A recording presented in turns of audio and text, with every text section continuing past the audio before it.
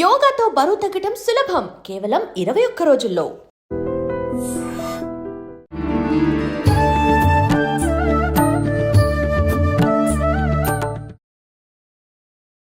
నమస్కారం, welcome to I dream. ధర్మ మార్గం కార్యక్రమానికి స్వాగతం. నేను మీ విజిత. ప్రస్తుతం మనతో పాటు ఉన్నారు ప్రముఖ ఆధ్యాత్మికవేత్త, జ్యోతిష్య పండితులు డాక్టర్ గుండెపూడి శివసుధీర్ శర్మ గారు. ఇప్పుడు వారితో మాట్లాడి మరిన్ని విషయాలు తెలుసుకుందాం.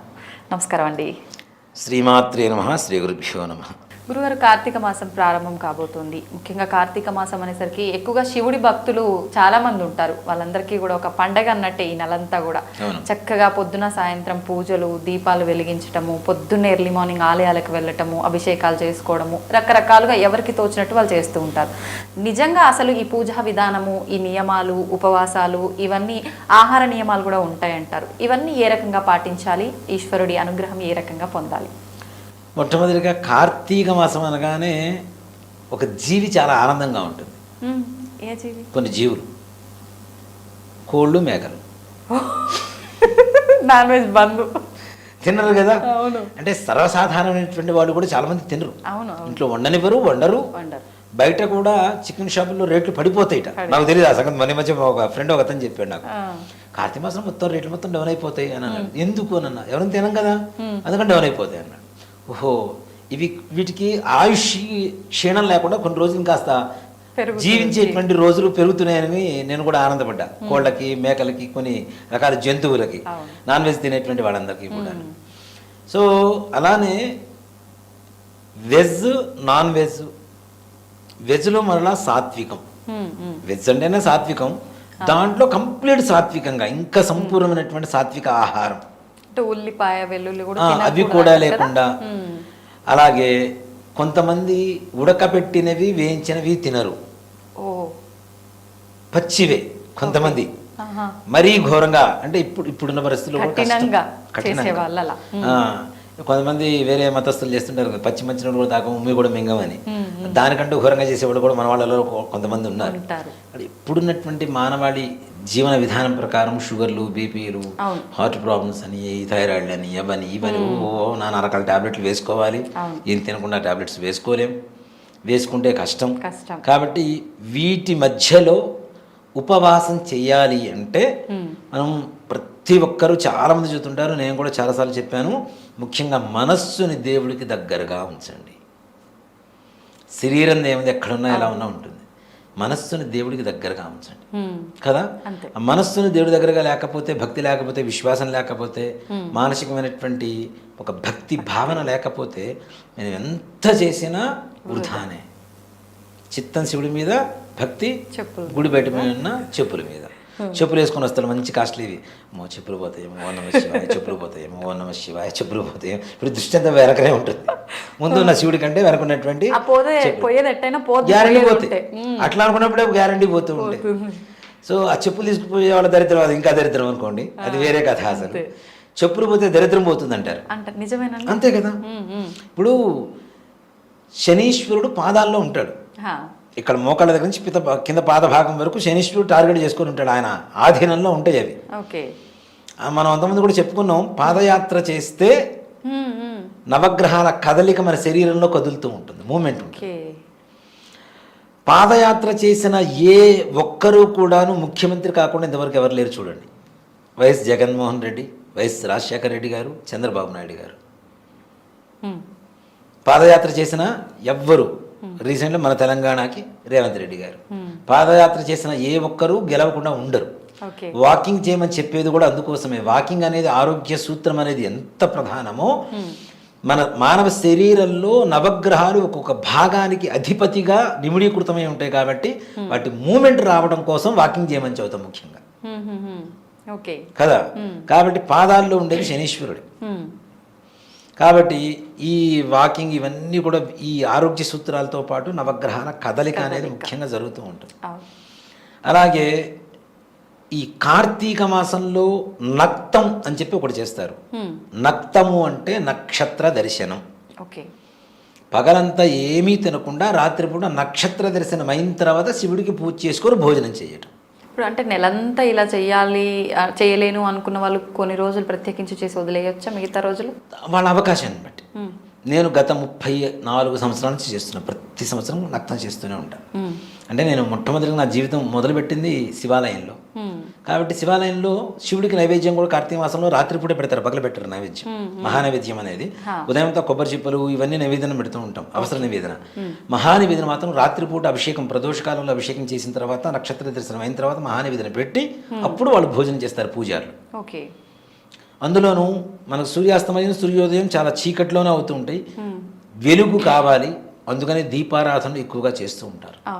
అలాగే 365 దీపారాధన చేస్తూ ఉంటారు. ఒత్తులు కదా. ఇంట్లో దీపారాధన ఎలా చేయాలనేది మనం అంతకుముందు కొన్ని మాట్లాడుకున్నాం. 3 ఒత్తులు వేసి దీపారాధన చేయాలి అని. అలాగే ఇంటి ముందు పెట్టేటువంటి దీపాల్లో కూడాను 3 ఒత్తులు వేయాలి. 3 ఒత్తులు ఒకేలాగా, అంటే విడివిడిగా వేస్తే గాలికి ఉండదు కాబట్టి 3 ఒత్తులు ఒకేలాగా పేని వేయచ్చు. దీంట్లో కూడా చాలామంది అడుగుతుంటారు, ఒకే ఒత్తి వేస్తే అది వేరే చోట వేస్తాం కదా, ఇట్లా వేయం కదా అంటే, ఇప్పుడు 365 కలిపి ఒకటేసారి ఒత్తి వెలిగిస్తున్నారుగా, మరి అది ఒక 365 కలిపినప్పుడు 3 కలపడానికి ఏమైంది, కలపచ్చు కదా. కాబట్టి 365 ఒత్తులు దీపారాధన చేస్తుంటారు. దీంట్లో కూడా దీపారాధన 365 ఒత్తులు ఎందుకు చేస్తాము? సంవత్సరంలో ఏ ఒక్క రోజైనా దీపారాధన చేయలేని పరిస్థితులు ఏర్పడి ఉంటే, లేదు సంవత్సరం మొత్తం దీపారాధన చేయలేని పరిస్థితులు ఉన్నా, కార్తీక మాసంలో వెలిగించేటువంటి 365 ఒత్తులు సంవత్సరం మొత్తం దీపారాధన చేసినట్టే లెక్క. ఇప్పుడు అంటే ఇది ఇంట్లో ఎంత మంది ఉంటే అన్ని 365 ఎవరికి వాళ్ళు వెలిగించాలంటారా? ఇంకా వాళ్ళ మానసికమైనటువంటి స్థితి అది. ఒక మాట చెప్పాను, ఇంట్లో ఒకటి వెలిగిస్తే చాలు, అంత మంటలు పెట్టి ఇల్లు మొత్తం పొగ చేసుకుంటే కష్టం కదా. అలానే దేవాలయాల్లో కూడా చూస్తుంటానన్న, దేవుడి విగ్రహానికి దగ్గర తీసుకెళ్ళి పెడుతుంటారు. ఆయన అనుగ్రహం కావాలి, ఆయన చల్లటి చూపులు కావాలంటే ఆయన మంట పెడుతూ ఉంటే ఆయన కింద ఎట్లా ఉంటుంది? అవునా? విమానం రాకెట్ 2 ఉన్నాయిట. విమానం అడిగిందిట, నీకు నాకు ఇద్దరికి పెట్రోల్ వస్తారు, నేను మాత్రం స్లోగా వెళ్తాను, నాకంటే నువ్వు ఫాస్ట్గా వెళ్తా ఉంటే నాకు మంట పెడతారా, ఎందుకని ఫాస్ట్గా వెళ్తానని చెప్పింది రాకెట్. మంట తట్టుకోలేక. మరి అట్లాంటిది ఇక్కడ భగవంతుడు అనుగ్రహం కావాలరా అని ఉంటుంటే ఆయన దగ్గర తీసుకెళ్ళి విగ్రహం నల్లగా పొగబెట్టిపోయి వేడిగా విగ్రహం పట్టుకున్నా కూడా వేడిగా తయారవుతుంది. మసి వేడి, అసలు ఆ మంట, ఆ పొగ అంతంత.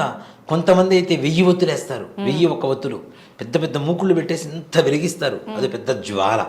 ఆ 1000 ఒత్తులు అది ఉందా అట్లా సాంప్రదాయం? 1000 ఒత్తులు, 365 ఒత్తులు. అది కూడాను నిత్యం వెలిగించుకునే అవకాశం లేనటువంటి వాళ్ళు వెలిగించాలి. నిత్యం దీపారాధన చేసేప్పుడు అసలు చేయాల్సిన అవసరం కూడా లేదని చెప్తాను నేను. ముఖ్యంగా కార్తీక మాసం అంతా కన్నా కూడా పౌర్ణమి రోజు ఎక్కువ వెలిగిస్తుంటారు. కార్తీక మాసంలో సోమవారాలు, కార్తీక పౌర్ణమి, ఏకాదశులు, మాస శివరాత్రి ఇట్లాంటి రోజుల్లో చేస్తుంటారు. అలాగే లక్ష దీపోత్సవాలు, జ్యోతిర్లింగార్చన అని చెప్పి ఒక విధానం ఉంటుంది. జ్యోతిర్లింగార్చన, మహాలింగార్చన, అలాగే సహస్రలింగార్చన, సహస్ర జ్యోతిర్లింగార్చన. మొత్తం కైలాసంలో 365 మంది శివుడితో సహా కలుపుకొని ఆయన ప్రాకారం, అంటే ఆయన చుట్టుపక్కల ఉండేటువంటి ఎవరైతే గణాలు ఉంటాయో, పరమేష్ఠి గణాలు ఏవైతే ఉంటాయో ఇవన్నీ కలుపుకుంటే 365 ఉంటాయి. ప్రమథ గణాలు అంటాం కదా, నంది, భృంగి, చండి, ఈ అమ్మవారు, బాలా త్రిపుర సుందరి, ద్వాదశాదిత్యులు, ద్వాదశ రుద్రులు, ద్వాదశ బ్రహ్మలు, ఏకాదశ రుద్రులు, ఇవన్నీ కలుపుకుంటే 365 ఉంటాయి. ప్రతి ఒక్కదానికి దీపరూపం ఇచ్చేసి అవి మొత్తం మరలా కైలాసంలో, కైలాస ప్రస్థారంలో ఏ విధంగా అయితే పరమేశ్వరుడు ఉంటాడో ఆ విధంగా దీపాలు మొత్తం ఆయా ప్రాంతాల్లో పేర్చి ఏకాదశి ఆవరణ అర్చన, అంటే ప్రతి ఆవరణకి పూజ చేసుకుంటే చిట్ట చివరిగా శివుడికి పూజ చేయడం అనేది ద్వాదశ జ్యోతిర్లింగార్చన, మహాజ్యోతిర్లింగార్చన. జ్యోతిర్లింగార్చన అంటే దీపాలతో పెడతాం. మహాలింగార్చన అంటే 365 శివలింగాలు తయారు చేసి దాంతో మరలా కైలాస ప్రస్థానం మొత్తం పేర్చి దానికి అభిషేకం చేస్తారు. మట్టితో శివలింగం తయారు చేస్తే ఉంటుందా? ఉండదు కదా. దాంట్లో ఆవు నెయ్యి కలిపితే ఈ నీళ్లు పోసినప్పుడు జారిపోతూ ఉంటుంది. టెక్నిక్. ఆవు నెయ్యి కలిపితే ఏమవుతుంది? జారుడు పదార్థం కదా, అది జారిపోతూ ఉంటుంది చక్కగా. కాబట్టి మట్టిలో ఆవు నెయ్యిని, పాలు, పెరుగు, నెయ్యి, తేనె, పంచదార, పసుపు, కుంకుమ, విభూతి, గంధం మొత్తం కలిపి 365 శివలింగాలు తయారు చేసి దాంతో మహాలింగార్చన చేస్తారు. అంటే 365 లింగాలు అంటే ప్రతినిత్యం అభిషేకం చేయలేకపోయినా ఒక్క లింగార్చన చేస్తే సంవత్సరం మొత్తం ప్రతినిత్యం స్వామి వారికి అభిషేకం చేసినటువంటి పుణ్య ఫలితం లభిస్తుంది. అందులో కైలాసంలో ఉండేటువంటి అన్ని ప్రమథగణాలతో సహా దీనికి అంటే మరి వాళ్ళందరూ నంది భృంగి శివలింగాల రూపంలో ఉంటారు కదా అంటే పరమేశ్వరుని ఎవరైతే మనస్ఫూర్తిగా కైంకర్యం పూజ చేస్తున్నారో వాళ్ళందరూ లింగ రూపంలోనే ఐక్యమైపోతారు అని చెప్పి శాస్త్రం చెప్తూ ఉంది. భగవంతులే మనకు అనుగుణంగా మారిపోతున్నారు కూడా. భగవంతుడు ఆ శివలింగ రూపంలోనే మారిపోతారట. దానికి ఒక చిన్న కథ చెప్తాను నాన్న. సిపి చక్రవర్తి, ఈ కథ వినే ఉంటారు. పావురం, ఇంద్రుడు, శివుడు, వేటగాడు. పావురం ఏమో ఇంద్రుడు, వేటగాడేమో శివుడు. పావురాన్ని వేటాడుతూ శివుడు వేటగాడి రూపంలో వస్తూ ఉన్నాడు. ఈ పావురం వెళ్ళి సిపి చక్రవర్తి తొడ మీద వాలింది. నేను శరణం కోరుతున్నా, నన్ను రక్షించు అని. శివుడు వచ్చాడు, ఏం కావాలి? నాకు ఆ పావురం కావాలన్నాడు. అంటే లేదు, అది నన్ను శరణం పొందింది కాబట్టి నేను దాన్ని రక్షించాల్సిన బాధ్యత నా యందు ఉంది, నీకేం కావాలి అంటే దాని ఎత్తు బంగారం కావాలంటాడు. సరే త్రాసులో పెడతాం. ఆ పావురాన్ని ఒక త్రాసులో పక్కన పెడతారు, మాంసం తీసుకొచ్చి పెడుతూ ఉంటారు. రాజ్యంలో ఉన్న మాంసం మొత్తం తీసుకొచ్చి, చక్రవర్తి కదా ఆయన రాజ్యంలో ఉన్నటువంటి మొత్తం మాంసం మొత్తం తీసుకొచ్చి త్రాసులో పెడుతున్న పావురం మాత్రం తూగదు. చివరికి ఆయన కాళ్ళు చేతులు కూడా కట్ చేసి మొత్తం మాంసాన్ని త్రాసులో పెడతాడు. అప్పుడు పరమేశ్వరుడు ఆయన దానగుణానికి మెచ్చి ప్రత్యక్షమై, ఇంద్రుడు ఈయన పరమేశ్వరుడు ప్రత్యక్షమై, నీకేం కావాలి వరం కోరుకో అంటే నా శరీరాన్ని నీలో ఐక్య రూపంగా ఇవ్వమని చెప్పి కోరుకుంటాడు. ఈ స్టోరీ జరిగినటువంటి ఒక శివలింగం ఇప్పటికీ మన కళ్ళ ముందు ఉంది. గుంటూరు జిల్లాలో నరసరావుపేట దగ్గర చేజర్ల అనేటువంటి ఊరిలో కపోతేశ్వర ఆలయం అని చెప్పి శివాలయం ఉంది. కపోతం అంటే ఏంటి? పావురం కదా. ఆ గుళ్ళోకి వెళ్తే మొత్తం పావురాల వాసనే వస్తూ ఉంటుంది. పావురాలు ఉండకపోయినా పైగా ఇంకొక గొప్ప విచిత్రం ఏంటంటే ఆ శివలింగం ఉంటుంది కదా, శివలింగం ఈయన బాడీనే శివలింగం, శివ చక్రవర్తి బాడీనే. ఈ కాళ్ళు తీసేశాడు, చేతులు తీసేసి మొత్తం లోపలికి హోల్ వస్తుంది కదా. ఆ శివలింగానికి 2 హోల్స్ ఉంటాయి పైన. ఒక హోల్లో వాటర్ పోస్తే అనంతవాహిని, ఎన్ని పోసినా పోతూనే ఉంటాయి. ఒక హోల్ ఉంటుంది, దాంట్లో 1 లీటర్ వాటర్ పోయగానే నిండిపోతుంది. మరుసటి రోజు పొద్దున్న పూజారులు ఏం చేస్తారంటే ఒక కర్రకి గుడ్డ చుట్టుకొని ఆ వాటర్ మొత్తం బయటికి తీస్తుంటే చీము రక్తం ఒక రోజు నిల్వ ఉంటే ఎలాంటి వాసన వస్తుందో ఇప్పటికీ అలాంటి వాసనే ఆ శివలింగంలో చూస్తూ ఉంటారు. అంటే సాక్షాత్ పరమేశ్వరుడు ఆయన దేహ రూపంలో అక్కడ ఉన్నట్టేగా. పరమేశ్వరుడు ఇంకో వరం ఇస్తాను, ఏం కావాలో కోరుకో అంటే నాకు 1,000,000 మంది సైన్యం ఉన్నారు, ఈ 1,000,000 మందికి నీ లింగ రూపం నాకు ఐక్యం అయ్యేట్టుగా వరం ఏమని చెప్పి అడిగట. ఆ ఊరు మొత్తం మీద 1,000,000 శివలింగాలు ఉంటాయి. ఈ 1,000,000 ఇప్పటికీ ఆ 1,000,000 సైన్యం, 1,000,000 మంది సైన్యం 1,000,000 శివలింగాలుగా ఈయన శరీరం శివలింగంగా ఆ ఊళ్ళో ఉంటుంది. కపోతేశ్వర ఆలయం చేజర్ల అనేటువంటిది, ఇది చాలా తక్కువ మందికి తెలిసినటువంటి ఊరు. ఈ పేరు కూడా చాలా మందికి తెలియదు, చాలా తక్కువ మందికి తెలిసిన ఊరు ఇది. నిజంగా అక్కడ దర్శనం చేసుకొని వస్తే చాలా బాగుంటుంది నాన్న, చాలా దివ్యంగా ఉంటుంది. లోపల పోయి మనం డైరెక్ట్ ఎవరైనా పోయి అభిషేకం చేసుకోవచ్చు. మనం ఇప్పుడు శ్రీశైలంలో ఎలా ముట్టుకొని అభిషేకం చేసుకుంటాం అలానే అక్కడ కూడా చక్కగా ముట్టుకోవచ్చు, దర్శనం చేసుకోవచ్చు. వాళ్ళు ఆ కర్ర పెట్టి తీసి బయటికి చూపిస్తుంటారు మనకు ఆ లోపల ఉండేటువంటి వాటర్ను కూడా చక్కగా. పొద్దున్నే వాటర్ దిగగానే చీము రక్తం వాసన వస్తూ ఉంటుంది అక్కడ. అంటే పరమేశ్వరుడికి భక్తితో కొలిస్తే ఆయన ఐక్య రూపం ఇస్తాడు అని చెప్పడానికి ఇది ఒక నిదర్శనం. కాబట్టి ఆయన చుట్టూ ఉండేటువంటి ప్రమదగణాలు కూడా శివలింగ రూపంలోనే మనం మట్టితో తయారు చేసి అభిషేకం చేస్తాం. అది దివ్యమైనటువంటి పూజా కార్యక్రమం మాట చెప్పాలంటే. ఈ కార్తీక మాసం బ్రాహ్మణులు ఎక్కువగా ఈ లింగార్చనలతోనే బిజీగా ఉంటారు.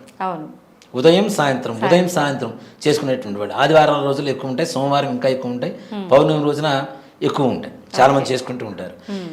ఇలాంటివి చేయటం కానీ, అలానే జ్యోతిర్లింగార్చన చేయటం కానీ ఇలాంటివి చేసుకోవచ్చు. అలాగే ప్రొద్దున్నే 4 గంటల లోపల నిద్ర లేచి చక్కగా నక్షత్ర దర్శన, నక్షత్రాలు ఉన్నప్పుడే స్నానం చేస్తే సూర్యకిరణాలు నీళ్ల మీద పడితే అవి వేడి అవుతూ ఉంటాయి నీళ్లు. అవునా? ఆ వేడి కూడా లేకుండా చల్లటి నీళ్లు చేయండి అని చెప్పి శాస్త్రమే 4 గంటలకు స్నానం చేయమని చెబుతుంది కార్తీక మాసం. మొత్తం చల్లటి నీళ్లు చేసేటువంటి వాళ్ళ దేహ ఆరోగ్యం, వేడి నీళ్లు స్నానం చేసేటువంటి వాళ్ళ దేహ ఆరోగ్యానికి కంపారిజన్ చేసుకుంటే చాలా తేడా ఉంటుంది. దృఢంగా ఉంటారు. అంటే రోగాలు రావని చెప్పను, వచ్చినవి తట్టుకునేటువంటి శక్తి వాళ్ళలో ఎక్కువగా ఉంటుంది. అందులోనూ మనం వేడి నీళ్లు పోసుకుంటుంటారు కొంతమంది, సలసల కాగిపోతుంటాయి. అవి పోసుకుంటుంటే ఫస్ట్ మనం షవర్ తిప్పగానే, ఇప్పుడు షవర్లు కదా, పోనీ బకెట్తో మగ్గుతో తీసుకొని పోసుకున్నా ఫస్ట్ నీళ్ళు ఇట్లా నెత్తిన పోసుకుంటే మొత్తం ఇక్కడ స్కిన్ ఎంత సెన్సిటివ్గా ఉంటుంది. అది కాలిపోతే చివరికి బ్రెయిన్కి దెబ్బ కదా. అందుకని వేడి నీళ్ళు పోసుకోవద్దని చెప్తారు. అలాగే స్నానం చేసేటువంటి విధానం కార్తీక మాసంలో సముద్ర స్నానం, నదీ స్నానం, తటాకం అంటే చెరువు స్నానం, బావి దగ్గర స్నానం చేయడం ఇవి కూడా చేస్తుంటారు. బావి దగ్గర కూడా ఇప్పుడు బావులు లేవనుకోండి, ఉంటే బోర్ల దగ్గర అయినా సరే స్నానం చేసేటువంటి విధానం కూడా ముఖ్యంగా నదిలో ఎలా దిగుతాం, చెరువులో కానీ నదిలో కానీ కాలువలో కానీ ఎలా దిగుతాం, ముందు కాళ్ళతో నడుస్తూ లోపలికి వెళ్తాం. ఇది ఆరోగ్య సూత్రం, సైన్స్.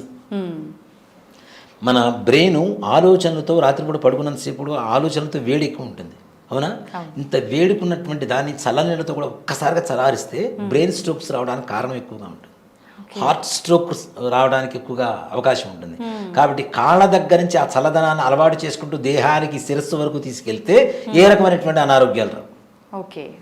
దేహాన్ని ఒక్కసారి చల్లబరచకుండా దానికోసమని చెప్తారు. అసలు స్నాన విధానం ఆచరించేటప్పుడు కూడా ముందుగా కాళ్ళ దగ్గర నుంచి తడుపుకుంటూనే వెళ్ళాలి. డైరెక్ట్ మగ్గెత్తేసి నిత్యం పోసుకుంటాను అంటే దానివల్ల గ్యారంటీ అనారోగ్యం గ్యారంటీ వస్తుంది. బ్రెయిన్ స్ట్రోక్స్, హార్ట్ స్ట్రోక్స్ ఇట్లాంటివన్నీ తప్పనిసరిగా వస్తూనే ఉంటాయి. అలానే నరాల బలహీనత కూడా పెరుగుతూ ఉంటుంది అంటారు. అందుకని కాళ్ళ దగ్గర నుంచి మన చెరువులో ఎలా దిగుతామో, కాలువలో ఎలా దిగుతామో, నదిలో ఎలా దిగుతామో అలానే స్నాన విధి కూడా చేయాలి. అలాగే కార్తీక మాసంలో సంకల్పం చెప్పుకొని మరి స్నానం చేస్తారు. అంటే ఫలానా రోజున ఈ స్నానం చేస్తున్నాము అని, అంటే సూర్యకిరణాలు పెడితే వేడి ఎక్కుతాయి కదా, అందుకని సూర్యకిరణాలు ముందుగానే కార్తీక మాసం మొత్తం కూడాను ఎన్ని అంటే అలవాటు లేనటువంటివి కూడా అలవాటు చేసుకొని, ఇప్పుడు దీక్షాధారులు ఉంటారు చాలామంది, అయ్యప్ప స్వామి దీక్ష, భవానీ దీక్ష అని, శివమాల అని చెప్పి వీళ్ళందరూ చాలా మంది తీసుకుంటూ ఉంటారు కదా, వెంకటేశ్వర స్వామి దీక్ష, అన్ని కూడా కిటకిటలు ఆడిపోతూ ఉంటాయి. ఏ వీధికి పోయినా అగరబత్తుల వాసన, దీపారాధనలు, ఒక దైవీకమైనటువంటి ఒక పవిత్రమైనటువంటి ఒక వాతావరణం చూస్తుంటాం. మనం ఎక్కడికి పోయినా మన మైండ్ కూడా మారిపోతుంటుంది. ఆ చల్లదానానికో ఏమో తెలియదు కానీ ఒక రకమైనటువంటి దైవానికి దగ్గరగా ఉండిపోతుంటుంది మన మనస్సంతా కూడా. కార్తీక మాసం పూజలు, శాంతులు, అభిషేకాలు, వ్రతాలు ఇవన్నీ కూడా చేసుకోవడానికి కార్తీక మాసం కార్తీక మాసం కోసం వెయిట్ చేసి కార్తీక మాసంలో చేసుకునేటువంటి వాళ్ళు కూడా చాలా మంది ఉంటారు. కార్తీక మాసంలో అతి చల్లదనం వల్ల వచ్చేటువంటి అనారోగ్యాలు ఏవైతే ఉంటాయో అవన్నీ దీపారాధన ద్వారా వెళ్ళడానికి మంచి అవకాశం ఉంటుంది. ఇప్పుడు ప్రత్యేకించి ఏ ఆయిల్ యూజ్ చేయాలంటారు ఈ మాసం అంతా? అసలు నువ్వుల నూనె తప్పనిసరిగా పత్తిలో కూడా 2 రకాల పత్తులు ఉంటాయి, పమిడి పత్తి, మామూలు పత్తి. ఈ మిషన్ల మీద తయారు చేసే ఒత్తులు కాదు, పమిడి పత్తి అని చెప్పి గ్రీన్ కలర్ గింజ ఉంటుంది లోపల, గింజ లోపల గ్రీన్ గా ఉంటుంది, దానికి పత్తి తక్కువ ఉంటుంది. మిగిలిన వాటికి పత్తి ఎక్కువగా ఉంటుంది, ఈ పమిడి పత్తికి మాత్రం పత్తి తక్కువ, గింజ ఎక్కువగా ఉంటుంది. అలాంటి పత్తితో అందులో కార్తీక మాసంలో ఇట్లా ఒత్తులు కూడా ఇట్లా చెయ్యరు ఎవరు కూడా. అంటే జీవహింస కానీ దేన్ని కూడా హింసించడం కరెక్ట్ కాదు అని చెప్పడానికి అది ఒక పరమార్థం. అట్లా ఇట్లా వేలుతో ఇట్లా తీసుకుంటూ ఉంటారు, ముందుగానే తయారు చేసుకుంటారు. మొత్తం విభూతి తీసుకుని ముందుగానే మొత్తం రెడీ చేసి పెట్టుకుంటాడు. 365 ఎన్ని విరిగిచ్చారు మొత్తం కార్తీక మాసం రాకముందే తెచ్చుకొని చేసుకునేవాళ్ళు పూర్వకాలంలో. ఇప్పుడు అంటే ఇప్పుడు మిషన్లు వచ్చినాయి కాబట్టి మిషన్ మీద తయారు అయ్యేటువంటి ఒత్తులు రెడీమేడ్ తెచ్చుకుంటున్నాం. వాడు ముందుగా ఆవుని కూడా పోసేసి ప్రమిదలో రెడీమేడ్ ఇన్స్టెంట్ దీపం పని ఉండకుండా అంతే. దాని మీద కర్పూరం బిళ్ళ కూడా దాంట్లోనే ఇస్తాడు, అగ్గి పెట్టి ఇస్తాడు, మొత్తం దాంట్లోనే ఇస్తాడు. ఓ బాక్స్ ఓపెన్ చేస్తే దాంట్లో కిట్ ఉంటుంది, దాని మీద కర్పూరం పెట్టడం, వెలిగించడం, దండం పెట్టుకోవడం, రావడం. ఇప్పుడు ముఖ్యంగా కార్తీక మాసంలో ఉసిరికాయ దీపాలు, పిండి దీపాలు కూడా వెలిగిస్తారు కదా, అవి వెలిగించాలంటారా? నిజంగా మాట చెప్పాలంటే కార్తీక మాసం శివుడికనే మనం అనుకుంటున్నాం, శివుడికే కాదు విష్ణుమూర్తి కూడా చాలా ప్రీతికరం. అసలు శివకేశవుడికి ఎవరికి భేదం లేదు. శివంచ నారాయణంచ మాధవంచ మహేశ్వరం శూలపాణం చక్రపాణం చింతయామి సదాహృది, వాళ్ళిద్దరూ ఒకటే. అంతకుముందు కూడా మనం చెప్పాం, శివాలయానికి వెళ్తే విష్ణుమూర్తిని, విష్ణుమూర్తి ఆలయానికి వెళ్తే శివుణ్ణి ప్రార్థించాలి, ప్రార్థిస్తేనే ఆ యొక్క శివానుగ్రహం, విష్ణుమూర్తి అనుగ్రహం కలుగుతుందని. ఇక్కడ శివకేశవుడికి భేదం లేదు కాబట్టి మనకి క్షీరాబ్ది ద్వాదశి రోజున తులసి కళ్యాణం చేస్తాం, అక్కడ ఉసిరి చెట్టుని పెడతాం, తులసి చెట్టు పక్కన ఉసిరి చెట్టు కిందనే వన భోజనాలు చేస్తారు. అక్కడ ఆరోగ్య సూత్రం అది కూడా. ఆమ్లక వృక్షం అంటాం కదా, మనం అరుగుదలకి ఏం వాడతాం ఎక్కువగా? పచనామ్లా అని ఇప్పుడు వస్తూ ఉంటుంది, అవునా? ఆమ్లా అంటే ఉసిరికాయ తీసేసి దాంట్లో ఉప్పు ఇవన్నీ కూడా చల్లేసి సైంధవలం ఇవన్నీ కలిపేసి అమ్ముతూ ఉంటారు. అంటే మన శరీరానికి కావాల్సినటువంటి ఆరోగ్యాన్ని ఇచ్చేటువంటిది ఉసిరి చెట్టు. నీళ్ళ బావి ఉంది నాన్న, నీళ్ళ బావిలో ఉసిరి కొమ్మలు ఒక 10-15 పడేసి ఉప్పు నీళ్ళ బావిలో కొన్ని రోజుల తర్వాత తోడి తాగండి, తీయగా ఉంటాయి. మారిపోతాయి తప్పనిసరి. ఉసిరి చెట్టు ఎక్కడైతే బావి దగ్గర ఉంటుందో ఆ బావిలో నీళ్లు తీయగా తయారవుతూ ఉంటాయి, ఉప్పు నీళ్లు కూడా తీయగా తయారవుతూ ఉంటాయి. అంటే ఆ ఉసిరి చెట్టులో ఉండేటువంటి కమ్మదనం అలాగే ఆరోగ్యాన్ని ఇస్తూ ఉంటుంది. అంటే ఎంతవరకు మనకి లవణం కావాలో మన శరీరానికి దాన్ని ఫిల్టర్ చేసి అంతవరకు తీయదనాన్ని, అంతవరకు ఉప్పుదనాన్ని చక్కగా మన శరీరానికి అందించేటువంటి లక్షణం. అలాగే ధన్వంతరి అంటే విష్ణుమూర్తి, ఆయుర్వేదానికి సంబంధించినటువంటిది. ఉసిరికాయని ఆయుర్వేదంలో ఎన్ని రకాలుగా వాడాలో అన్ని రకాలుగా వాడుతూనే ఉంటారు. ఉసిరి ఆకు దగ్గర నుంచి, ఉసిరి కొమ్మల దగ్గర నుంచి, ఉసిరి బెరడు దగ్గర నుంచి, ఉసిరి కాయల దగ్గర నుంచి. ఉసిరి చెట్టు అంటేనే విష్ణుమూర్తి సాక్షాత్. కాబట్టి ఉసిరి చెట్టు దగ్గరే మనం ఎక్కువగా వనభోజనాలు కూడా చేస్తూ ఉంటారు. లేని పక్షంలో ఏదైనా తోటలో చేసినా ఉసిరి చెట్టు కొమ్మ, తులసి చెట్టు రెండు పక్క పక్కన పెట్టి పూజ చేసి లేదా శివుడికి అభిషేకం చేసుకుని అందరూ భోజనాలు చేస్తారు నైవేద్యం పెట్టి. అవునా? అంటే ఉసిరి చెట్టు కింద ఉంటే మన వాతావరణం వల్ల మన ఆరోగ్యం మారుతుంది అని చెప్పడానికి విష్ణుమూర్తి ఉసిరి చెట్టు రూపంలో అవతరించాడు. కాబట్టి ఉసిరి చెట్టుకు పూజ చేయటం. ఉసిరికాయ మీద దీపం ఎందుకు పెడుతున్నాం? ఆ ఉసిరికాయ మీద దీపం పెట్టినప్పుడు ఉసిరికాయ కింద కాలుతూ ఉంటుంది కాబట్టి ఆ వాసన పీలుస్తున్నప్పుడు మనకి ఆరోగ్యం లభిస్తుంది. కాబట్టి అది కింద వేడెక్కుతుంటుంది కదా, దాంట్లోంచి వచ్చేటువంటి గాలి పీలుస్తున్నప్పుడు ఏమవుతుంది? మనకి ఆరోగ్యం, మనకు కావాల్సిన ఆరోగ్యం మనకు లభిస్తుంది. అంటే ప్రతి ఒక్కటి మనం అనుకున్నాం సబ్జెక్ట్ చేద్దామని, సైంటిఫిక్ రీజన్తో ఉండేటువంటి లక్షణాలు తప్పితే ఒక మనిషి బ్రతకడానికి, మనిషిలాగా బ్రతకడానికి కావాల్సినటువంటి అన్ని లక్షణాలు మన మాసాల్లో, మన పండగల్లో, మన ఆచారాల్లో, మన సంప్రదాయంలో, మన శాస్త్రంలో, మన ధర్మంలో చెప్పబడుతూ ఉన్నాయి. ఇవి ఆచరిస్తే మనిషిలాగా ఉండగలుగుతాడు, ఆరోగ్యవంతుడిగా ఉండగలుగుతాడు. అది ఆ సీజన్లో అది అవసరం కాబట్టి అది పెడుతున్నారు. కాబట్టి ఉసిరికాయ దీపాలు పెట్టడం కూడా మంచిది. ఉసిరికాయ బ్రాహ్మణునికి దానం చేస్తారు. ఉసిరికాయలు ఎక్కువగా తింటే జలుబు చేస్తుంది అంటారు కదా. ఎంతవరకు తినాలో అంతవరకే తినాలి. అందులో కార్తీక మాసం ఉసిరికాయ తినరు ఎవరు తొందరగా. ఉసిరికాయ పచ్చడి వేసుకోరు. దానివల్ల విష్ణుమూర్తికి ప్రీతికరమైనటువంటి మాసం కాబట్టి, శివుడికి ఎంత ప్రీతికరమో విష్ణుమూర్తి కూడా అంతే ప్రీతికరం కాబట్టి ఉసిరికాయ పచ్చడి కూడా ఇంట్లో చేసుకున్న ఆవకాయ ఉంటుంది, ఉసిరి ఆవకాయ ఉంటుంది కదా, అది కూడా తినరు. కార్తీక మాసం మొత్తం తీసి పక్కన పెడతారు. అంటే విష్ణుమూర్తిని బాధించడం. నిజంగా తినకూడదా? తినరు. శుక్రవారం, మంగళవారం, ఆదివారం అసలు తినరు, ఉసిరికాయ తినరు. అలాంటిది కార్తీక మాసం అసలు తినరు ఉసిరికాయ పచ్చడి. కాబట్టి ఈ విధంగా నిత్యం ఉదయం దీపారాధన. శివుడికి ప్రదోషకాలం అంటే చాలా ప్రీతికరం. శివాలయంలో మన ప్రదోషకాలంలోనూ పూజలు, అభిషేకాలు కూడా జరుగుతుంటాయి. కాబట్టి ప్రదోషకాలంలో శివ దర్శనం, ఉదయం పూట శివ దర్శనం, శివుడికి అభిషేకం చేయడం. శివుడికి అభిషేకం చేసేటువంటి దాంట్లో కూడా ఒక గొప్ప పరమార్థం ఏమిటి? శివుడి మీద పాలు పోయండి పోతాయి, పెరుగు పోయండి పోతుంది, నీళ్లు పోయండి పోతూనే ఉంటాయి, ఏది పోసినా పోతూనే ఉంటాయి. జీవితంలో ఏది నీ దగ్గర ఉండదు, శాశ్వతం కాదు, అన్నీ జారిపోవలసిందే అని చెప్పడమే శివుడికి అభిషేకం చేసేటువంటి దాంట్లో పరమార్థం. ఏది అంటుకొని ఉండదు మనకి అని చెప్పి సాక్షాత్ పరమేశ్వరుడు మనకు చూపిస్తూనే ఉన్నాడు అభిషేక రూపంలో. కాబట్టి అలా అభిషేకం చేసుకొని, లేదు అవకాశం లేదు, మేము దేవాలయానికి రోజు వెళ్ళలేము, నడవలేకపోతున్నాం అనుకుంటే తులసి కోటలో ఉండేటువంటి మట్టి కావచ్చు, చెరువు మట్టి కావచ్చు, పుట్టమట్టి కావచ్చు, నది దగ్గర దొరికేటువంటి మట్టి కావచ్చు, మట్టిని తెచ్చుకోండి. కొద్దిగా మట్టి రోజు దాన్ని మంచిగా ఎండబెట్టేసి పొడి చేసి జల్లెడ పడితే మెత్తడి మట్టి వస్తుంది. ఇంత మట్టి తీసుకోండి రోజుకి. దాంట్లో కొద్దిగా పాలు, పెరుగు, నెయ్యి, తేనె, పంచదార, పసుపు, కుంకుమ, విభూది వేయండి. చిన్న శివలింగం తయారు చేయండి, ఇంట్లో పెట్టుకోండి. ఒక ఆకు మీదనో ఒక పళ్ళెంలోనూ పెట్టుకోండి. దాని మీద హరహర మహాదేవ శంభో శంకర అంటూ నీళ్లు పోయండి. లేదా ఓం నమ శివాయ అనేటువంటి ప్రణవ పంచాక్షరి మంత్రంతో చేయండి. అవకాశం ఉంటే బ్రాహ్మణి పిలుచుకొని రుద్రంతో అభిషేకం చేసుకోండి. లేదా మంత్రాలు మనకు దొరుకుతూనే ఉన్నాయి. నమస్తే అస్తు భగవన్ విశ్వేశ్వరాయ మహాదేవాయ త్రయంబకాయ త్రిపురాంతకాయ త్రికాగ్ని కాలాయ కాలాగ్ని రుద్రాయ నీలకంఠాయ మృత్యుంజయాయ సర్వేశ్వరాయ సదాశివాయ శ్రీమన్మహాదేవాయ నమః అనేటువంటి మంత్రంతో అభిషేకం చేసుకోండి. చక్కగా విభూతి ధారణ చేయండి, మీరు పెట్టుకోండి. విభూతి పెట్టుకోవడం వల్ల బాడీలో ఓవర్ హీట్ జనరేట్ అవుతుంది. విభూతి అంటే షాపులో అమ్మేటువంటి విభూతులు కాదు, ఆవు పేడ తీసుకొచ్చని చక్కగా దాని పేడ పిడకలాగా తయారు చేసుకొని దాన్ని కాల్చుకొని మెత్తగా తయారు చేసుకొని దాన్ని చక్కగా వస్త్రగాయం కానీ జల్లెడిగడ పట్టుకొని ఒక మారేడు పండు తెచ్చుకొని ముందుగా కార్తీక మాసానికి ముందుగా దాంట్లో ఉండే గుజ్జు మొత్తం తీసేసేయండి. తీసేస్తే ఎండబెట్టేస్తే లోపల ఏమీ ఉండదు. ఈ విభూతిని, ఆవు పేడ విభూతిని చక్కగా దాంట్లో నింపండి. దాని మీద ఒక బిరడా పెట్టండి. దాంట్లోంచి రోజు విభూతి చేతిలో వేసుకొని బొట్టు పెట్టుకోండి, పరమేశ్వరుడికి సమర్పించండి. విభూతి శ్రీఫలం అంటాం కదా, మారేడు పండుని శ్రీఫలం అంటాం కదా. శ్రీ అంటే ఏంటి? లక్ష్మీదేవి కదా.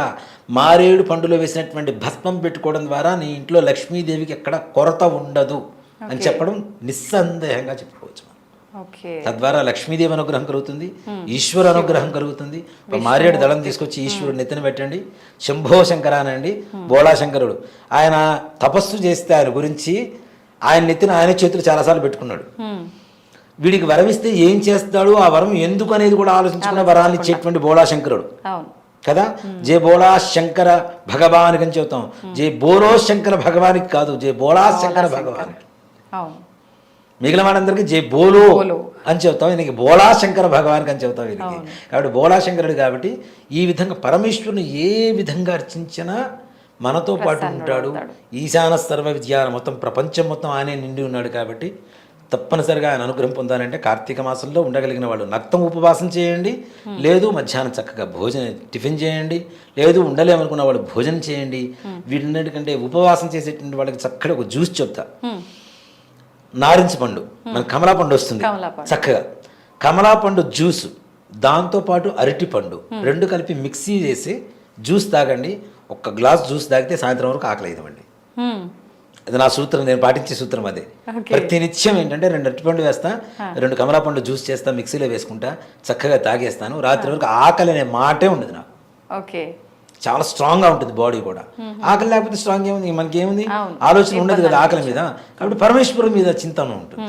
కాబట్టి ఈ విధంగా జ్యూస్ చేసుకుని తాగినా, ఏదో పండ్లు పాలు తీసుకున్నా కూడా తీసుకోవచ్చు. ఉండలేనటువంటి వాళ్ళు మాత్రం తప్పనిసరిగా తినండి.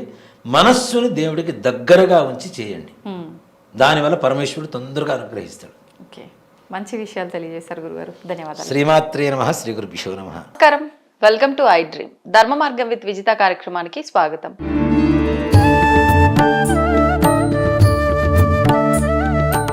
నమస్తే అమ్మా. నమస్తే అమ్మా.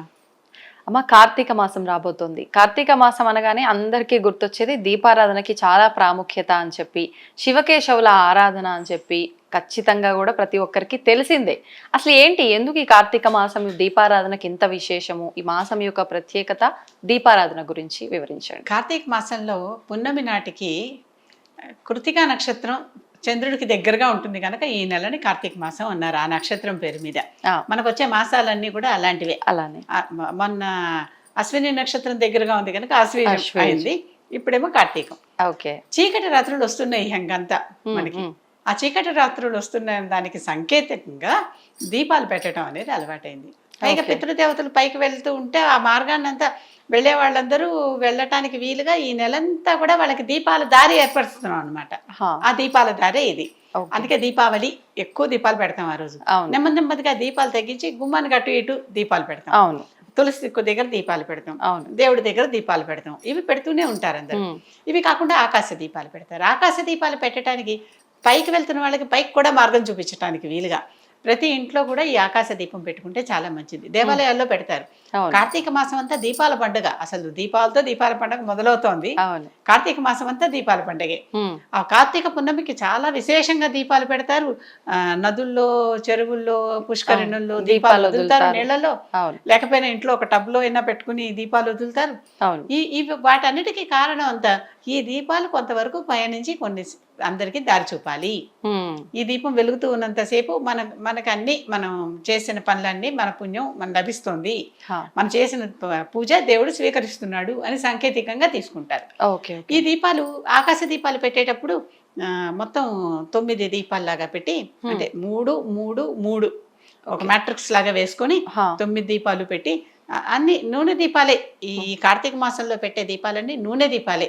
ఓకే, దానివల్ల ఆ నూనె అంటే తైలం కదా, తిల్లల నుంచి వచ్చింది.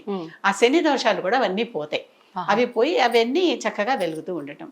సాయంకాలం పూట విశేషంగా ప్రదోషంలో, ఎందుకంటే అప్పుడే కదా చీకటి రాత్రి స్టార్ట్ అయ్యేది, ఆ సమయంలో దీపాలు పెట్టుకోవటం ఇంకా ఎక్కువ ప్రత్యేకత పుణ్యదాయకం, మోక్షదాయకం. అసలు కార్తీక మాసంలో శివుని ఆరాధన, కేశవుని ఆరాధన, శివకేశవులు ఇద్దరు అభేదం. ఎప్పుడు ఆయనే ఈయనే ఆయన, దాంట్లో ఎటువంటిది లేదు. లోపల శివ అంటే కేశవ, శివుడు ఎక్కడంటే కేశవుడిలో ఉన్నాడు అని చెప్తా అంట. శివుడేడి అంటే కేశవుడిలో ఉన్నాడు అని. ఇప్పుడు మన శరీరాన్ని కూడా ఉన్నంతసేపు మనం చక్కగా శివం, ఆ ప్రాణం పోతే శవం, అలా ఉంటుంది అనమాట పద్ధతి అంతా. ఈ రకమైనటువంటి కార్తీక మాసంలో పెట్టుకునే దీపాలు ఇందుకోసమే పెడుతున్నాం. నిత్యము పెడుతున్నాం, పెద్దల కోసం పెడుతున్నాం, మనకి మోక్ష మార్గం ఏర్పడటానికి పెడుతున్నాం, ఆ పైన పితృదేవతల్ని మంచిగా సాగనంపుతున్నాం, అందుకోసమే పెడుతున్నాం. శని బాధలు తొలగటానికి పెడుతున్నాం, యమ బాధలు తొలగటానికి పెడుతున్నాం. ఇది గుర్తుపెట్టుకుని ఈ నెలంతా కూడా అందరూ దీపాలు పెట్టుకుంటే మంచిది. ఇప్పుడు మీరు అన్నట్టుగా శని బాధలు తొలగిపోవడానికంటే నువ్వుల నూనె అన్నారు, కానీ కార్తీక మాసంలో ఇంకా రకరకాల దీపారాధనలు చేస్తూ ఉంటారు. అసలు దీపాల లోపల మనం పెట్టేటటువంటివి ఆవు నెయ్యి అంటే తైలమే కాకుండా ఎన్నో రకాలైన ఇప్ప నూనెతో దీపం పెడుతూ ఉంటారు, ఆముదంతో దీపం పెడుతూ ఉంటారు, రకరకాల ఆలయాలు ఆముదం నూనెలతో నూనె అనొచ్చు, తైలం అనకూడదు, రకరకాల నూనెలతో దీపాలు పెడుతున్నారు. అసలు కొన్ని ఈ పూజ సామాన్లు తయారు చేసే ఫ్యాక్టరీ వాళ్ళు అన్ని రకాల దినుసులు మేము దీంట్లోనే వేసేసి పెడుతున్నాం అనేవాళ్ళు కూడా ఉన్నారు. దాంట్లో జిల్లేడుతో పత్తితో ఒత్తి చేసి పెట్టేవాళ్ళు ఉన్నారు, రకరకాల వస్తువులతో కూడా చేసి పెట్టేవాళ్ళు ఉన్నారు. అంతేకాదు ఈ నెలంతా కూడా చంద్రుడికి పూజ చేస్తే, ఈ ముఖ్యంగా పూర్ణిమ నాడు లలితాదేవికి పూజ చేస్తే ఆవిడ చాలా సంతోషిస్తుంది. కార్తీక పౌర్ణమి నాడు వెన్నెలలో, శరత్ పూర్ణిమ ఆశ్వేజంలో ఒకటి అయిపోయింది, ఇప్పుడు రాబోతోంది ఇంకొకటి. ఆ రోజున చక్కగా పాలతో ప్రసాదం వండి, అంటే పాయసాన్నం వండి, ఆ పాయసానాన్ని తీసుకెళ్లి వెన్నెలలో పెట్టి జాగ్రత్తగా, అపార్ట్మెంట్లు కనిపించిన వాళ్ళు జాగ్రత్తగా చూసుకుని ఎక్కడ కనిపిస్తుందో అక్కడ వెన్నెల దాంట్లో పడాలి. అలా వెన్నెల కిరణాలు పడేలాగా పెట్టి అక్కడ లలిత సహస్రనామం స్తోత్రం చేసుకుని ఆ కూర్చుని ఎంతసేపు చేసుకోగలిగితే అంతసేపు చేసుకుని, ఈ పాలు కానీ వండలేకపోతే పాలైనా సరే నైవేద్యం పెడితే ఆ పాలు అమృతం అవుతాయి. చంద్రుడి నుంచి వచ్చే కిరణాలు సుధాంశు కిరణాలు, అది ఈ శరత్ ఋతువులో చాలా ప్రత్యేకంగా విశేషంగా ఎక్కువ పవర్ఫుల్ గా వస్తాయి అవి.